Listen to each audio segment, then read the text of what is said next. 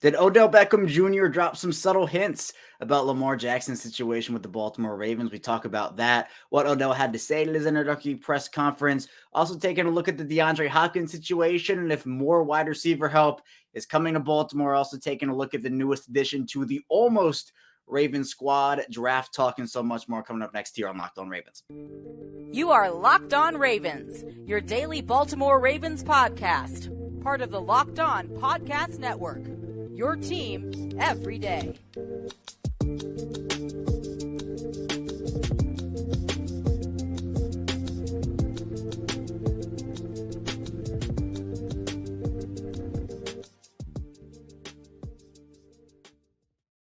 Welcome into another edition of Locked On Ravens, your daily Baltimore Ravens podcast. I'm your host, Kevin Oestreicher of Ravens Wire, and we're here on the Locked On Podcast Network, your team every day. Thank you so much for being here with us, making us your first listen each and every day. You can subscribe for free, both on YouTube and in audio form, the same show, both audio and video. And today's episode of Locked On Ravens is brought to you by Ultimate Football Jam. If you've ever dreamed of becoming an NFL general manager and managing your football franchise, this game is definitely for you. To download the games at ultimate-gm.com or look it up on the app stores. Our listeners get a 100% free boost of their franchise using the promo code Locked On in all caps in the game. And we are a daily 5-day-a-week Ravens podcast, Monday through Friday. So many Ravens news, analysis, updates.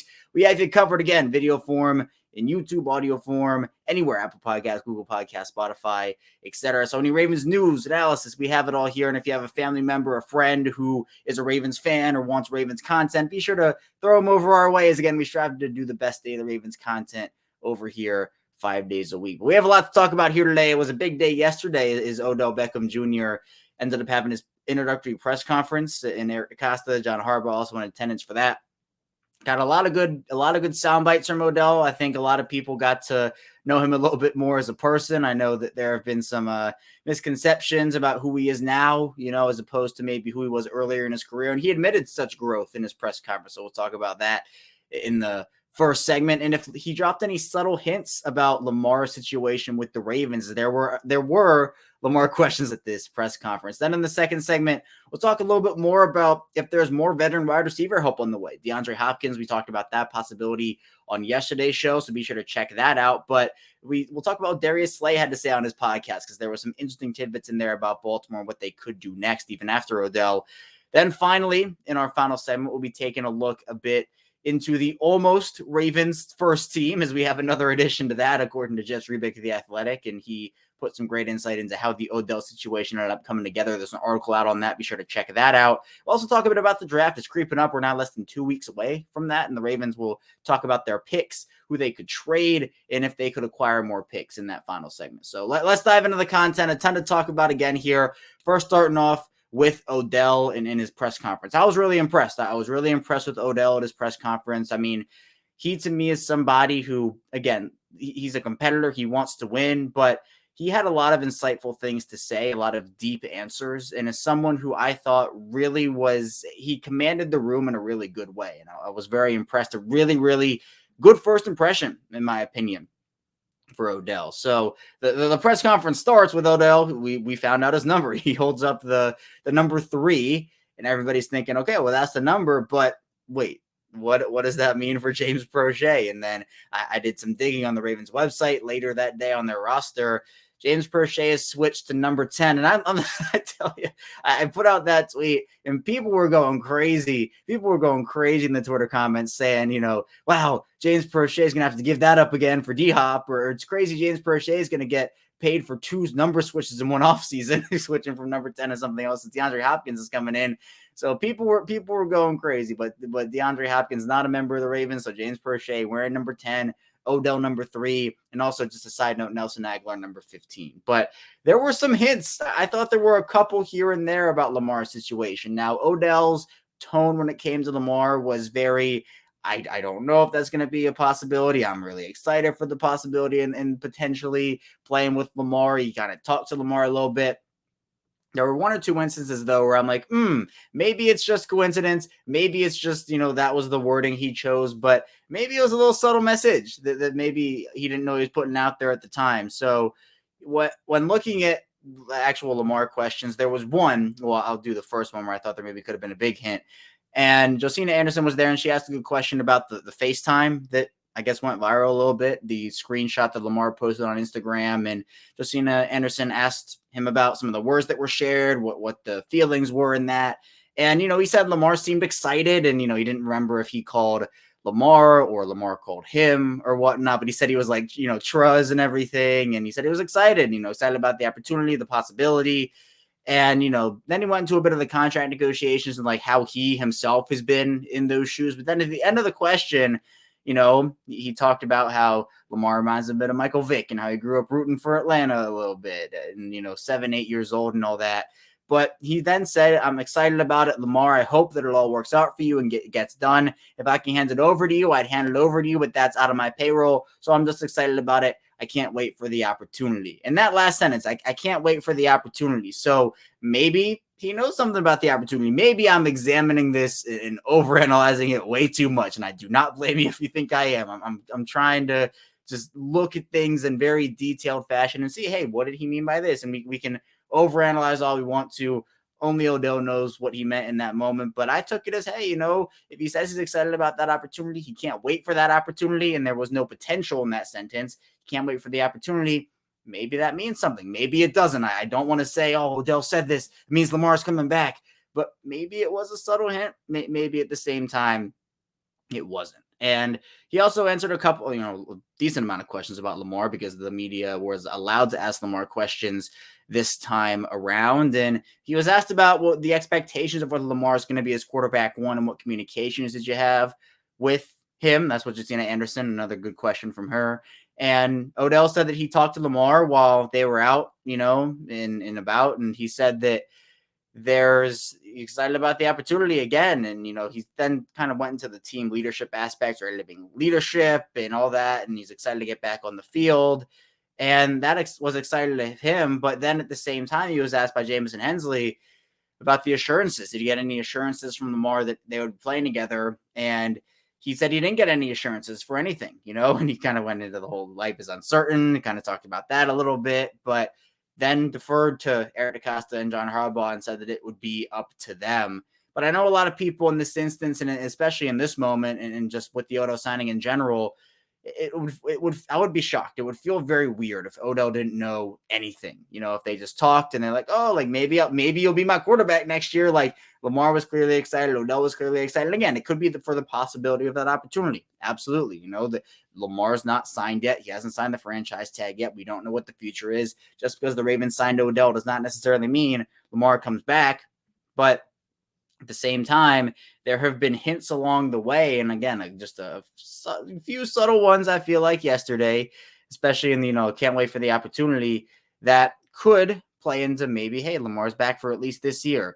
Who knows there? But he did make it clear, and I want to make it clear too, that he said that he did not get any assurances there as well. And then actually Eric DeCosta was asked a little about Lamar. We'll talk about that in terms of they have communicated with Lamar and since the actual day of the trade request, they have been in contact, but DeCosta wasn't going to talk about those details. Like you're not going to lay all that out on the line in a press conference there. That wasn't it. But then at the same time, DeCosta also said that he hasn't talked to Lamar since the Odell Beckham signing and, said there's been interaction along the way and that Lamar is in their plans. I mean, they've echoed that sentiment a lot throughout the course of these last couple of months and even a couple of years. But I think, again, for Odell, he seemed very excited about, and obviously he said it, about playing with Lamar. And I think, again, did he make his decision solely based off of Lamar? No, I don't think so.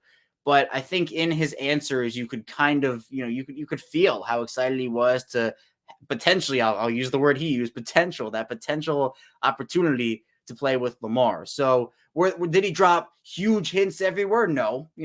I think they were very business-like answers. Odell's not going to go up there and be asked those questions and say, yeah, guys, like here's the inside. This is the inside scoop. This is what Lamar told me. We're doing this, we're doing that. I'm sure they've had communication. I'm sure there was stuff that was not set up there that, they have talked about, but you're not going to put all that out there in a press conference. So again, I think he was very methodical in his answers. I'm not saying he was lying. I don't think he got up there and lied. I wouldn't say that. I don't think he did that at all. I think he was very genuine in his answers, but obviously whether it is John Harbaugh, Eric DeCosta, or even Odell up there, they're not going to go up there and say, yeah, guys, here it all is. Here's it all out for you. Like, this is everything that's going on, especially because of what Eric DeCosta even mentioned in this press conference yesterday, which was the fact that Lamar and him had agreed not to really talk about it. And again, how that kind of went out the window when Lamar tweeted out the trade request and again, the contract details and everything. But regardless, DeCosta seems to be holding true to that. And for Odell and his part, I think he was, again, methodical in those answers. But I do think there were maybe one or two subtle hints that could say, maybe Lamar is playing for the Ravens in 2023. I'm not saying it's a certainty. Please do not take it that way. But again, him saying he can't wait for the opportunity. I'm sure he can't. And hopefully that opportunity is able to come to fruition for him in the Ravens. But coming up in the second segment, we'll dive into a little bit more of what was said in that press conference by John Harbaugh, by Eric DeCosta, by Odell, obviously, too. We'll also get into a bit of the DeAndre Hopkins talk with Darius Slay had to say on his podcast. So be sure to stay tuned. So lots to dive into on Locked On Ravens. But first, this episode is brought to you by Ultimate Football GM. And you've heard me talk about this mobile game app. If you've ever thought you'd make a good GM, you have to give this game a try. It's not as easy as you might think to create a dynasty. When you play Ultimate Football GM, you get to control and manage every strategic aspect of your team as you play through seasons and lead your team to glory, trying to build a historic dynasty. And it's such a fun game. You can make so many good or bad decisions, and each one of those has a consequence, whether good or bad, to your franchise. And once you download it, you don't even need Wi-Fi to play it, and you can play with your friends, your family. Super inclusive and immersive for everybody. And with Ultimate Football GM, you're responsible for controlling the destiny of your franchise by hiring the right coaches and coordinators, managing all the finances, including negotiating player salaries and terms, navigating your franchise through free agency, the draft, injuries, player personnel issues, and all the ups and downs of a season. All this in a challenging and realistic game world. Ultimate Football GM is completely free and playable offline. Play on the go as you want and when you want to. Locked On Ravens, this is going to 100% free boost to their franchise. Use the promo code Locked On all caps in the game store. That's Locked On all caps. Make sure to check it out today. Down the game says at ultimate-gm.com or look it up on the app stores. That's ultimate-gm.com. Ultimate Football GM. Start your dynasty today. We're back here. Our second segment, Locked On Ravens. Kevin Oestreicher here on this Purple Friday edition. Talking Odell, talking introductory press conference. We'll continue talking about that for a few minutes here before diving into potential more wide receiver help on the way. And Odell in this press conference, again, you could hear his passion, his fire, his love for the game. And I had a couple of takeaways from the actual press conference itself, in the fact that I thought that Odell he at least put off the fact that he really wanted to be in Baltimore. I think he really put out that energy. I think he's also, again, we talked about it, excited about the possibility of playing with Lamar Jackson. And also he's in a much healthier place than he was even before the Super Bowl ACL tear, where he said, actually, he was told, I think he said it was week 9, if I'm not mistaken. He didn't have an ACL that year. And instead of having the surgery, he ended up deciding to play through that. And so in the Super Bowl, he tore the ACL. And obviously he said that he thought he was on the way to winning the MVP in that game. He had a great start, scored a touchdown, obviously, in that game too. But the fact that he has not been healthy for that long and he was dealing with that injury and still put up the numbers he did in Los Angeles, he was good for the Rams. He was really good for the Rams. So the fact that he's had the time to get healthy now, I think he's excited about putting together a fully healthy season. Hopefully he's able to do that. But if he's able to, I think that's a pretty good thing for both him and the Ravens. And he also, I think, made it very clear the Ravens made him feel special throughout the process about really wanting him to be there. Eric DeCosta said this has been a thing that has gone on since October, trying to recruit Odell to Baltimore. Obviously, their hard work paid off, and said, going into this as the underdog, sometimes the underdog wins, and that's what ended up happening. So I think his press conference in general was really, really good. He even talked about Marlon Humphrey a little bit. He was asked a question about that fight that they had in 2019. And, he said, I'll have to give Marlon a few headbutts and hug it out. But, said that they've talked and they're on the same team. They have the same goal. So it doesn't seem like that's going to be an issue whatsoever. And I wouldn't expect it to be. Those guys are professionals, and I wouldn't expect that to be an issue at all. And then, he said that even after being a year removed from the injury, right now it's 13 or 14 months out of the surgery, he still has a lot of time here. And he's going to be able to get himself in a spot that, over these next 5 months, he has, plenty of confidence that he's going to be able to get to work and figure that out. Even talked a bit about OTAs and the fact that, I think he said the media makes that a bigger deal than, the actual players do. But then again, there's, the time with your new teammates getting acclimated. And if it's Lamar, if it's not, whoever the quarterback is, Odell's going to have to get acclimated there. So he said that they'll sit down, they'll have a conversation about that. So no definitive answer there. But again, I was impressed by the press conference. I'm excited for Odell in Baltimore. Hopefully it works out for him. Even talked about being a popular player, Odell did, kind of having, locker room chemistry with Lamar because of that fact, having the big personalities. But, said that's really not a factor. And, the guys all have respect for each other and, they relate to each other that way. So it's about how humans connect to one another there, which I think was a very cool answer from him to say that. So I think also the fact that they talked about the private workout was pretty cool. Jonah Schaefer asked Eric DeCosta about that and, said that actually he sent Keith Williams out there. The team sent Keith Williams to go out there and look at Odell. And, he said he was excited and, had the video. They got the video from there and watched the video about 4 times. And for him, he said that they're really excited about someone who's getting ready to explode again, in that right environment with the right quarterback again. Hopefully, with the right team and in the right city as well. So, Eric DeCosta said it's the perfect player at the perfect time. So hopefully it is. Hopefully this works out. It's a big risk for the Ravens. 1 year, $18 million, 15 guaranteed. It's a big chunk of change to give out to a player coming off an ACL surgery and who, again, age-wise is over that 30-year-old mark. But again, a guy coming off of that ACL surgery and has had this time to recover. Hopefully it works out for him. But then we got some interesting comments, from Darius Slay on his podcast. We're talking about Darius Slay as a member of that almost Ravens first team. We'll talk about that team in the third segment because they got a new addition. But Darius Slay ended up talking a bit about the Ravens and what could potentially be happening with Baltimore, and ended up actually talking about how there's a lot of other news, and he wasn't going to say, he's going to keep it to himself, but he said he's heard a lot of other stuff about people wanting to go over to Baltimore, other people wanting to go over there, but we're going to stay tuned.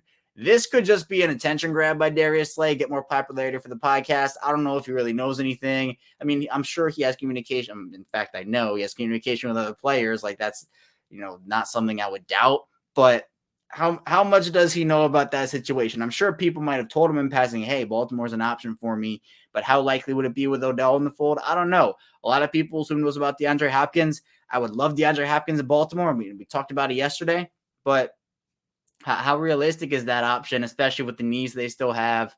Only 5 draft picks. I think it's much more realistic. It becomes a lot more realistic if Arizona cuts him. I think the path for Baltimore getting DeAndre Hopkins is if Arizona cuts him. You're right. I think that to me says you're not giving up a draft pick. You're not going to kind of get the compensatory formula. You can get him, I think, on a much cheaper deal, maybe not super cheap, but a much cheaper deal. Right now, his base salary is $19 million. So that's what the team acquiring a player takes in.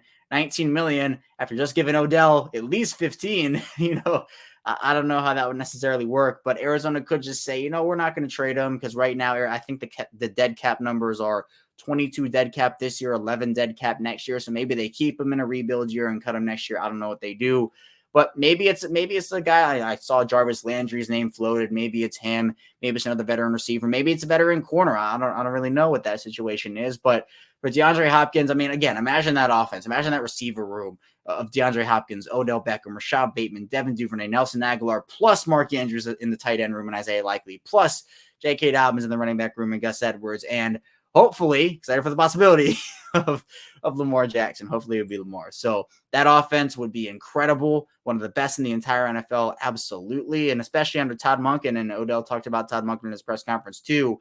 The Todd Monken offense is something I'm super excited about, and I'm sure Todd Monken, in fact, Odell made it pretty clear that Todd Monken had an impact on him when he was in Cleveland, and I'm sure had an impact on his decision to come to Baltimore. But coming up in our final segment, we will talk a bit about the newest addition to the almost Ravens team. Is a pretty big one, and we'll talk about that. We'll also get into some draft talk, whether the Ravens could trade back, how they could acquire more picks, and a lot more. So be sure to stay tuned here on Locked On Ravens. We're back here, our final segment, Locked On Ravens. Kevin Oestreicher still here with you again. Thank you so much for being here with us, making us your first listen each and every day. You can subscribe for free, audio form and video form. On YouTube, we're almost 250. In fact, we're now under 250 subscribers away from 4,000, which is incredible. It's our next goal here on Locked On Ravens. So be sure to subscribe, turn notifications on too. We go live after big moves. So we will talk about, we talked about the Odell signing. That was a big live stream we had. We will also, over the course of the season, go live after every game. And also the draft, we'll do 3 straight days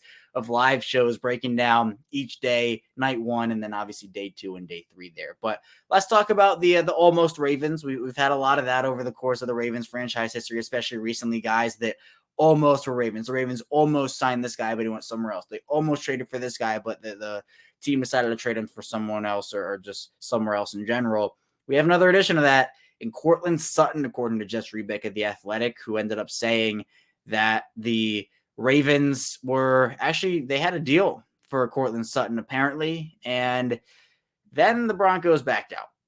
And so it seemed like Denver was obviously open to potentially trading Cortland Sutton and Jerry Jeudy, but Jess Rebeck saying that the Ravens were going to trade for Cortland Sutton. That was something they wanted to do. They were reaching a deal with the Broncos, but then the Broncos ended up backing out. So this is another newest addition to that Ravens almost team, the all-first Ravens almost team that now includes guys like DeAndre Hopkins and obviously Darius Slay, who we talked about, and there are others along the way as well. Now, Cortland Sutton's super interesting. They pivoted to Odell. They got Odell. I think more people would be a lot more upset about it if they didn't get Odell and we were still in this kind of limbo of who's going to be the Ravens wide receiver one. Are they going to bring in a veteran? Are they going to trust Rashad Bateman again? But to me, Cortland Sutton is interesting. He is someone that is on the younger side compared to Odell turning 28 before the season starts, or I think in the middle of the season. So Odell, who's going to be 31, that would be, a little different age-wise. And then you also have the salary. His base salary in 2023 is $14 million, then $13 million in 2024, and $13.5 in 2025. So if this Odell thing doesn't work out, people might be wondering, what's the what if with Cortland Sutton? But Odell is the guy. Odell, I think, is the veteran. We can talk about DeAndre Hopkins all we want to. Obviously, Cortland Sutton's really not in that question anymore.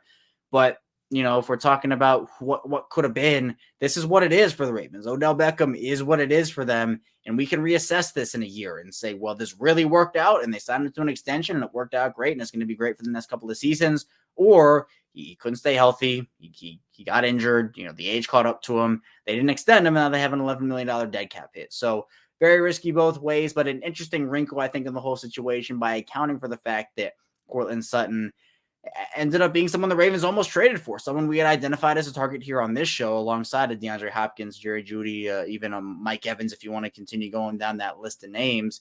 But Odell was the, I think, last needle mover on the free agent market. The Ravens decide to go that route, and it could have had, a lot to do with the fact that they only have 5 picks. Now, it seems like the Ravens were like they wanted to do the deal, and Denver was the one that backed out. But I'm interested to know what the Ravens were going to be giving up in that deal. Was it a first rounder? I doubt it. Was it a player? I know a lot of people have talked about the possibility of trading a Patrick Queen, who after Roquan Smith, what's his long-term future in Baltimore? I don't really know what that is right now, especially after Eric DeCosta kind of declined to talk about picking up the 5th-year option or not at the pre-draft press conference. Maybe it's James Prochet and he can get a new number somewhere else. I don't know what the situation would be there. But I don't know what that package would be. Would it be 86? Would it be 2024 compensation? So Baltimore has 5 picks this year. Draft is coming up less than 2 weeks now. And there's going to be a lot of talk about the Ravens and what they could do. Again, I talked about it yesterday. The fact that they had 6 4th-round picks, 6 in one round, and now they only have 5 total is kind of crazy this year. Now, for Baltimore, there are a couple of ways they can add those picks. Is it trading a Patrick Queen? Is it trading a James Prochet? I think that package each one of those players gives you a little different package. But I think the trade back scenario, and this is something, for the everydayers here on the show who listen to us 5 days a week, I appreciate you, first of all. But we'll be doing a mock draft Monday where we'll do a trade down scenario, and we'll figure that out, how the Ravens can recoup some of those draft picks. And I did a live stream on Bleacher Report a couple of days ago, and I did a mock draft on there, and I traded down from 22 to 30, picked up a 2nd-round pick, and I took the very controversial Bijan Robinson. I would have taken Zay Flowers. He was taken by Cincinnati. But, yeah, I took Bijan Robinson at 30, then Tyreek Stevenson, the corner from Miami, at 62, I think that pick was. And then I ended up taking Kayshon Boutte, the other controversial wide receiver, at 86. So that was a controversial draft for me. I might post it on Twitter. I might not. I get eviscerated for it on Twitter, but maybe I'll do it just to do it, see what the reactions are. But regardless, if the Ravens trade back, I think to me, the opportunity to pick up a 2nd-round pick would be key. I would need a 2nd-round pick in that deal 100%, because I think the bread and butter of this draft is the late 1st to mid-3rd. I think that's where you're going to get a lot of solid playmakers.